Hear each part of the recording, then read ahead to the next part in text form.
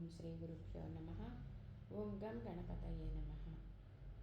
శివానందలహరి 67వ శ్లోకము. బహువిధ పరితోష బాష్పూర స్ఫుట పులకాంకిత చారు భోగ భూమిం చిరపద ఫలకాంక్షి సేవ్యమానాం పరమ సదా శివ భవనాం ప్రపద్యే.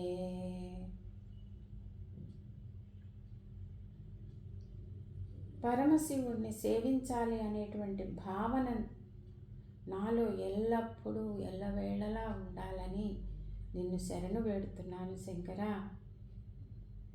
నిన్ను నీ భావన రాగానే ఆనంద బాష్పాలు ప్రవహిస్తూ ఉంటాయి. నా శరీరం అంతా పులకాంకితమవుతూ ఉంటుంది. ముక్తిని ఆశించి నిన్ను సేవిస్తూ ఉంటున్నాం మేము. ముక్తిని ఆశించి నిన్ను సేవించేటువంటి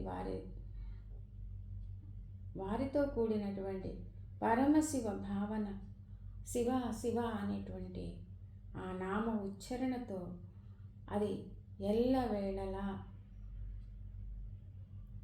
నా హృదయంలో ఉండాలని నిన్ను శరణు వేడుకుంటున్నాను శంకర.